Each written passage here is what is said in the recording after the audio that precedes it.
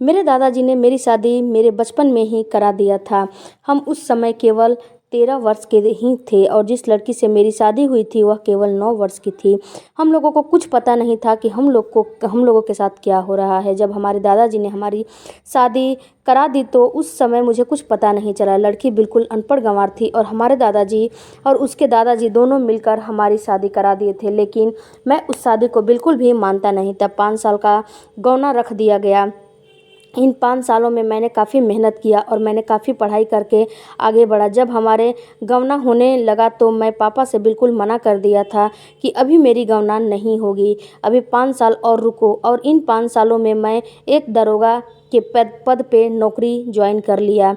नौकरी आ गया और मैं एक दरोगा बन गया। जब मेरा स्टेटस ऊपर हो गया तो मैं अब उस लड़की जिसका नाम विनीता था उसको अपनी कैटेगरी का नहीं मानता था और मैं उसको नहीं समझता था। मैं समझता था कि वह बिल्कुल अनपढ़ और गंवार है। मैं उसको केवल बचपन में ही देखा था, उसके बाद मैं कभी उसको नहीं देखा था कि वह कैसी है और कैसी नहीं है। मेरे दादाजी की मृत्यु पहले ही हो चुकी थी और जब मैं दरोगा बन गया तो मेरे पापा की भी मृत्यु हो गई। और जब हमारे घर में सारे लोग की डेथ हो गई थी और मेरी माँ हमें जन्म देते ही इस दुनिया को अलविदा कह गई थी, तो मैंने सोचा कि मैं इस बंधन को क्यों मानूं और मैं बिना तलाक दिए हुए उस लड़की को मैंने अपने घर में नहीं लाया और एक खूबसूरत लड़की से जिसका नाम खुशबू था उससे मैंने शादी कर लिया। खुशबू देखने में काफ़ी सुंदर लड़की थी।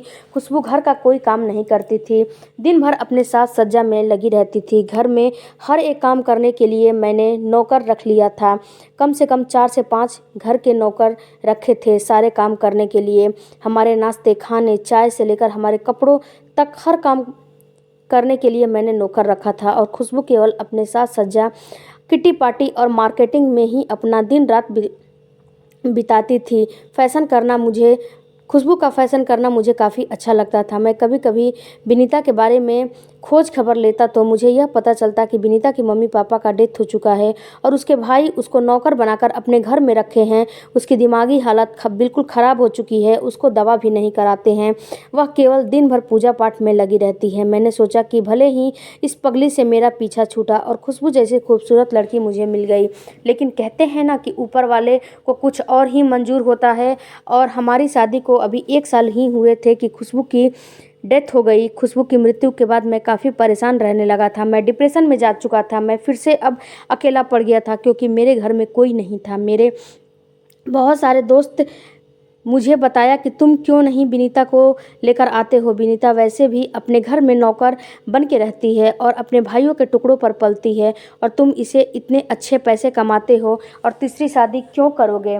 अपनी दूसरी बीवी को अपने घर लेकर आओ। उसने तुम्हें अभी तलाक नहीं दिया है तो तुम तीसरी शादी क्यों कर रहे हो। तुम क्यों नहीं अपनी पहली पत्नी विनीता को ही अपने घर में रख लेते हो। आस पड़ोस के लोग, रिश्तेदार के लोग और मेरे सारे फ्रेंड्स सर्कल के लोग यही सारे बातें बोलने लगे और मेरे ऊपर दबाव बनाने लगे। मैंने सोचा कि उस पगली के साथ मैं अपनी लाइफ नहीं बर्बाद कर सकता, क्योंकि अभी सभी लोग के दबाव के कारण मैंने यह सोचा कि 1 महीने में ही उसको अपने पास लेकर आऊँगा और 1 महीने में उसको मैं इतना परेशान करूँगा उस पगली को कि वह मेरे घर से अपने आप भाग जाएगी। मैंने उसको लाने के लिए अपने घर के नौकर राजेश को भेजा। सांप भी मर जाएगा और लाठी भी नहीं टूटेगी, ये वाला मुहावरा मैंने अपनाया। राजेश गाड़ी लेकर गया और उस विनीता को घर से लेकर आया। उस समय मेरे घर में कोई नहीं था। मैं अपने घर पर आया तो विनीता पानी का गिलास लेकर मेरे सामने खड़ी हो गई। मैं उसका चेहरा भी देखना नहीं पसंद करता था क्योंकि मैंने उसको देखा ही नहीं था कि आखिर वह कैसी लगती है और कैसी नहीं लगती है। बोली कि पानी पी लीजिए। मैंने बोला कि नौकर लोग कहाँ हैं। उसने कोई जवाब नहीं दिया। थोड़ी देर के बाद उसने मेरे लिए चाय लेकर आई और बोली कि हाथ मुँह धो लीजिए, मैं आपके लिए खाना लगाती हूँ। मैं उसको समझाते हुए बोला कि देखो, हमारे सारे घर का काम करने के लिए नौकर हैं और तुम्हें कोई चीज़ की तकलीफ़ उठाने की कोई ज़रूरत नहीं है, चुपचाप इस घर में पड़ी रहो। लेकिन वह मेरी बातें नहीं मानती थी। जब मेरे सामने खाना लगी तो मैं जब उसके हाथों का खाना खाया तो मुझे उस खाने में कुछ प्यार की खुशबू महसूस हो रही थी। वैसे तो खुशबू मेरे लिए कभी भी इस तरह का पानी का गिलास, चाय और खाना नहीं लगाया था, लेकिन विनीता मेरे लिए इतने प्यार से खाना बनाई थी, वह भी अपने हाथों से। मुझे उस खाने की स्वाद काफ़ी अच्छी लगी और वो खाना काफ़ी स्वादिष्ट लग रहा और काफ़ी मुझे मैंने खाना भी खा लिया। मैंने पेट भर खाना खाया और खाना खाने के बाद उठकर अपने कमरे में चला गया। उसके बाद जब सुबह हुआ तो विनीता ने सारे नौकरों को घर से हटा दिया था और सुबह में मेरा टिफ़िन, चाय, नाश्ता हर चीज़ रेडी करके डाइनिंग टेबल पे लगा रखा था। मैं जब सुबह उठा तो मैं देखकर आश्चर्य रह गया कि यह सारा काम कौन कर दिया। तब विनीता बोली कि जल्दी से फ्रेश होकर आ जाइए, मैं आपके लिए टिफ़िन और नाश्ता लगाती हूँ। इतना सुनने के बाद मैंने बोला कि सारे नौकर कहाँ चले गए? तब विनीता बोली कि मैंने सारे नौकर की छुट्टी कर दी है क्योंकि अब मैं इस घर में आ गई हूँ और इस घर की जिम्मेदारी मैं संभाल लूँगी। तब मैंने बोला कि देखो, मेरे ऊपर और मेरे घर के ऊपर बहुत ज़्यादा हावी होने की कोशिश मत करना। लेकिन विनीता बोली कि मैं किसी के ऊपर हावी नहीं हो रही हूँ, किस कोशिश कर रही हूँ। मेरा जो फ़र्ज़ है, मेरा जो काम है और मुझे भगवान इसलिए शायद थोड़ी ही दिनों के लिए अपने पति का सेवा करने का मौका दिया है, तो इस मौके को मैं छोड़ना नहीं चाहती हूँ और इस मौके को मैं किसी भी नौकर के हाथ नहीं देना चाहती हूँ। यह सारा सुख मैं खुद लेना चाहती हूँ। इतना सुनने के बाद तो मेरे ज़बान ही बंद हो गए और मैं कुछ बोल नहीं पाया। विनीता के सवालों का मैं जवाब नहीं दे पाया और चुपचाप नाश्ता किया, टिफ़िन लिया और फिर घर से निकल गया। जब मैं ऑफ़िस पहुंचा तो ऑफ़िस के कामों में मेरा मन बिल्कुल नहीं लग रहा था। मुझे बार बार विनीता के खाने, विनीता के चीज़ों का याद आ रहा था। मुझे ऐसा महसूस हो रहा था कि यह सारे काम खुशबू ने मेरे साथ कभी नहीं किया, लेकिन विनीता जो कर रही थी मुझे काफ़ी अच्छा लग रहा था और मुझे धीरे धीरे उसकी अब आदत लगने लगी थी, जो कि मैं बिल्कुल भी नहीं चाहता था कि मुझे विनीता की आदत लगे। लेकिन धीरे धीरे पता नहीं कैसे विनीता की आदत मुझे लगने लगी। जब मैं शाम को घर आया तो घर का नक्शा ही विनीता ने चेंज कर दिया था। ऊपर से नीचे तक सारे घरों में अगरबत्तियों की खुशबू और सारे घर इतना साफ सुथरा लग रहे थे कि मानो कि वह मेरा घर ही नहीं है, किसी मंदिर में मैं आ गया हूँ। मैंने विनीता को बोला कि तुम घर का सारा नक्शा क्यों चेंज कर दी हो? तब उसने बोला कि इतने वर्षों के तपस्या के बाद तो मुझे भगवान ने यह सुख प्राप्त किया है और मैं इस सुख को अब अपने हाथों से गंवाना नहीं चाहती हूँ। मैं चाहती हूँ कि मैं जितने दिनों तक यहाँ पर हूँ उतने दिनों तक अपने हाथों से हर काम करूँ और घर के एक एक कोने में भगवान का वास कराऊँ। मैं चाह कर भी मैं उसके सारे सवालों का जवाब नहीं दे पाता था। पता नहीं कैसे मैं चुपचाप खड़ा हो जाता था और खड़ा खड़ा ही उसकी बातें सुनता था, वहीं पे रह जाता था और थोड़ी देर के बाद मैं वहाँ से चला गया। उसके बाद विनीता ने रात का डिनर बनाया और डाइनिंग टेबल पर खाना लगाया और मेरे कमरे का दरवाज़ा खटखटा दिया। जब कमरे के दरवाजे से बाहर आया तो खाने की खुशबू इतनी अच्छी थी कि इतनी अच्छी कि मैं अपने आप को रोक नहीं पाया। खाने में जब प्यार पड़ जाता है और प्यार से जो कोई खाना बनाने वाला खाना बनाता है तो उसके हाथों में जादू और प्यार बस जाते हैं। उस खाने की स्वाद दोगुना हो जाता है। यह शायद किसी ने सच ही बोला है। अब मुझे यह बात महसूस हो रही थी। पता नहीं कब और कैसे मुझे धीरे धीरे विनीता की लत सी पड़ गई थी और अब मुझे विनीता के हाथ के खाने का आदत हो चुका था। एक दिन मेरे कमरे में विनीता सुबह सुबह नहा धोकर, बाल खुले, मांग में सिंदूर भरे, होठों पर हल्की सी लाली लगाई और हल्की रेड कलर की साड़ी पहने मेरे सामने खड़ी हो गई। इतने दिनों तक तो मैंने उसका चेहरा कभी नहीं देखा था, लेकिन जब उसने मेरे सामने खड़े होकर बोला कि यह चाय है, आप चाय पी लीजिए, तो मैंने उसको डांटते हुए बोला कि मेरे कमरे में आने की क्या ज़रूरत है। तब विनीता बड़े प्यार से बोली कि क्या अपने पति के कमरे में आने की भी इजाज़त लेनी पड़ती है? इतना भी मैं बुरी नहीं हूँ और इतना भी मेरा शकल बुरा नहीं है कि आप मुझे एक नज़र देखते भी नहीं हैं। तब मेरी निगाहें उसके चेहरे पर पड़ी और उसके गीले बालों पर पड़ी तो मेरे रूह काँप उठे, क्योंकि इतनी सुंदर विनीता थी कि अब मैं क्या बताऊं। विनीता की खूबसूरती मुझे खुशबू की खूबसूरती की याद दिला दी। विनीता की खूबसूरती के आगे खुशबू की खूबसूरती कुछ नहीं थी। खुशबू तो सज संवर के रहती थी, लेकिन विनीता बिना सजे संवरे ही, बिना कुछ लगाए इतनी खूबसूरत और उसकी चढ़ी जवानी इतनी शोभा दे रही थी, उसके नैन नक्श कि मैं अब क्या बताऊं।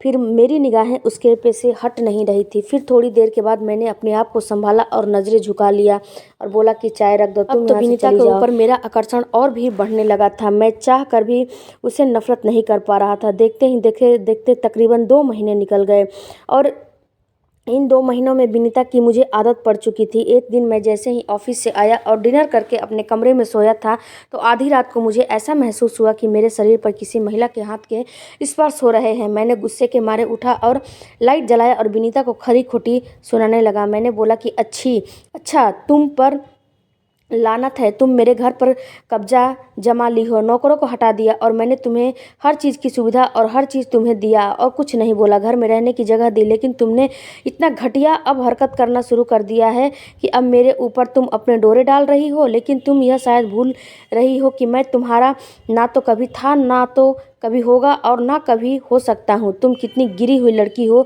मैं तो तुम्हें काफ़ी समझदार और काफ़ी भली लड़की समझता था, लेकिन तुम्हारी जवानी अब तुमसे संभाली नहीं जाती है और इसीलिए तुम मेरे पास आ रही हो। इतना सुनने के बाद विनीता आंखों से आंसू गिराते हुए मेरे कमरे से चली गई और कुछ नहीं बोली। मैं जब सुबह उठा तो मुझे ऐसा लगा कि अब तो सुबह का चाय और नाश्ता तो नसीब ही नहीं होने वाला है। टिफ़िन की कौन पूछने जाए। लेकिन मैं गलत था। मैं जब सुबह उठा तो मेरे बेड पर मेरे सारे कपड़े और मेरे बेल्ट, मेरे वॉलेट सारे पड़े थे और जब सारे कपड़े पहन के मैं बाहर निकला तो डाइनिंग टेबल पर मेरे नाश्ते, मेरे टिफ़िन, मेरे चाय, हर चीज़ पड़ा था, लेकिन वहाँ पर विनीता नहीं थी। मेरी नज़रें विनीता को ढूंढ रही थी, लेकिन मैं अपने ईगो में इतना था कि मैं सॉरी नहीं बोला। मैंने बोला कि मैं तुम्हें सॉरी कभी नहीं बोलूँगा और मैंने अपना टिफ़िन उठाया, नाश्ता किया और अपने ऑफिस में चल दिए। मैं जब ऑफिस में गया तो मेरे ऑफिस में बिल्कुल भी मन नहीं लग रहा था। मुझे ऐसा महसूस हो रहा था कि मैं कुछ गलत कर दिया हूँ, शायद विनीता ऐसी लड़की नहीं है। फिर मैं अपने मन को समझाते हुए बोला कि ठीक है, मैं घर जाऊंगा तो उसको सॉरी बोल दूंगा और बोल दूंगा कि मुझे ऐसा लगा कि तुम मेरे साथ कुछ गलत कर रही हो। इतना सोचने के बाद जब घर आया और सोफे पर बैठा, लेकिन वहाँ पर कोई भी पानी का गिलास देने वाला मुझे नहीं था। थोड़ी देर में रमेश ने मेरे लिए पानी का गिलास लाया। मैं रमेश से पूछा कि विनीता मैडम कहाँ है और तुम कैसे आ गए, तुम कब आ गए। तब रमेश ने बोला कि सब सॉरी सर, विनीता मैडम अपने घर चली गई हैं और यह चिट्ठी आपके लिए छोड़ गई हैं और बोली हैं कि सर का ख्याल रखना, और विनीता मैडम ने ही मुझे बुला के यहाँ पे रखा है और सारी चीज़ समझा के और गई हैं। आपके बारे में सब चीज़ मुझे बता दिया है। रमेश ने मुझे वह चिट्ठी दी। मैंने अपने हाथों में चिट्ठी लिया और बोला कि अब तुम यहाँ से जाओ और खाने की तैयारी करो। मैंने उस चिट्ठी को खोला, तब उसमें विनीता ने लिखा था कि मुझे यह समझ में नहीं आ रहा है कि मैं आपको किस नाम से और किस चीज़ से संबोधित करूं, फिर भी मैं आपको किसी नाम से संबोधन नहीं दूंगी और नहीं कर सकती हूं। राधे राधे कहते हुए चिट्ठी शुरू करती हूं। मैं वैसी लड़की नहीं थी जैसे कि आप सोच रहे थे। आप तो पहले दिन से ही मुझे अपने घर में रखना नहीं चाहते थे और पहले दिन से ही मुझे घर से निकाल देना चाहते थे, यह मुझे पता था। लेकिन मैंने ऊपर वाले की इतना सेवा की थी कि ऊपर वाले के सेवा के प्रभाव से मुझे पति के सेवा करने का थोड़ी ही दिनों का मौका मिला था, लेकिन मैं उस मौका को गंवाना नहीं चाहती थी। हर पल आप मेरा बेइज्जती करते रहे, लेकिन उस बेइज्जती को मैं सहन करती रही और आपकी सेवा करते करते करते मैं थकती नहीं थी। कैसे 2 महीना बीत गया मुझे पता नहीं चला। जिस दिन मैं आपके कमरे में गई थी उस दिन मेरे हाथों में काफ़ी चोटें लगी थी और उस दिन बहुत मेरे हाथ दर्द कर रहे थे, क्योंकि काम करते वक्त मैं सीढ़ियों से नीचे गिर गई थी और आपके कमरे में दवाइयों का बॉक्स रखा था और जो बॉक्स दवाइयों का था वह आपके तकिए के पास रखा था। मैं आपके कमरे में गई, लेकिन मैंने आपको जगाया नहीं, क्योंकि यही सबसे मेरी बड़ी गलती हो गई, क्योंकि मैं पति के प्रेम में अंधी हो चुकी थी। मैंने सोचा कि आप दिन रात थके हुए हैं तो आपको क्या परेशान करना, और मैं आपका तकिया के पास हाथ लगाया कि वह बॉक्स मैं निकाल के और दवाइयाँ ले सकूं। और मेरा कोई इरादा नहीं था, मुझे आपकी धन दौलत रुपया पैसा से कोई मतलब नहीं था। इन 2 महीनों में जो मैंने आपका सेवा किया है उसी की यादों में आगे की अपनी ज़िंदगी गुजार लूँगी। अब मैं यहाँ से चलती हूँ और मुझसे कोई भी गलती हो गई हो तो मुझे माफ़ करना। मैं रमेश को बुला दिया है और रमेश को अच्छे से हर चीज़ समझा दिया है और आपके खाने पीने दवाइयों के बारे में मैंने रमेश को अच्छे से समझा दिया है। चिट्ठियाँ पढ़ते पढ़ते मेरी आंखों से आंसू आ रहे थे और मैं चिट्ठियों को बंद किया और मुझे महसूस हुआ कि मैं कितना गलत हूँ। मैंने यह तय किया, अब मैं तीसरी शादी कभी नहीं करूँगा और मैं विनीता के साथ ही रहूँगा। विनीता किसी भी हाल में खूबसूरत भी है और किसी से कम नहीं है। और मैंने यह भी तय किया कि मैं इस बार विनीता को खुद ही लेने जाऊंगा। और मैं सुबह का इंतज़ार करने लगा। जैसे तैसे रात कटी और जब सुबह उठा तो मैं रमेश से बोला कि घर को दुल्हन की तरह सजा दिया जाए। और मैं गाड़ी उठाया और विनीता को लेने के लिए चल दिया। जब विनीता के घर गया तो मैंने विनीता से बोला कि तुम अब यहाँ से चलो। विनीता रोते हुए बोली कि मेरा कोई भी गलत इरादा नहीं था। मैंने विनीता को बोला कि अब तुम्हें कोई सफाई देने की ज़रूरत नहीं है, चलो यहाँ से। विनीता अपने भाइयों के घर में सारे काम नौकरों की तरह करती थी, लेकिन उसके भाई और भाभी इतने दुष्ट स्वभाव के थे कि उसको नौकर बनाकर रखे थे। मैंने विनीता का हाथ पकड़ा और गाड़ी में बैठाया और रास्ते में विनीता के लिए अच्छी अच्छी साड़ियों की शॉपिंग कराई और विनीता को पार्लर में ले जाकर अच्छे से तैयार करने का आदेश दिया। विनीता को दुल्हन की तरह तैयार किया गया और मैंने विनीता को अपने घर लेकर आया। विनीता जब तैयार हुई तो ऐसा महसूस हो रहा था कि कोई आसमान से परी उतर गई हो। और घर लाने के बाद मैंने उसका गृह प्रवेश कराया। उस दिन मेरी और विनीता की सुहाग रात थी। विनीता को मैं अपने कमरे में ले गया और बोला कि आज के बाद तुम इस घर की मालकिन हो और यह घर अब तुम्हारा है। मैंने विनीता को सारा सुख दिया जिसकी वह अधिकारी थी और इस पर उसका ही अधिकार था और किसी और का नहीं। लोग उस दिन के बाद से सुखी जीवन हम लोग व्यतीत करने लगे और एक हंसता खेलता परिवार हमारा हो गया। तो दोस्तों, आप लोगों को यह कहानी कैसी लगी मुझे कमेंट करके ज़रूर बताइएगा। जोड़िया तो ऊपर वाले ही बनाता है, नीचे वाला कुछ नहीं।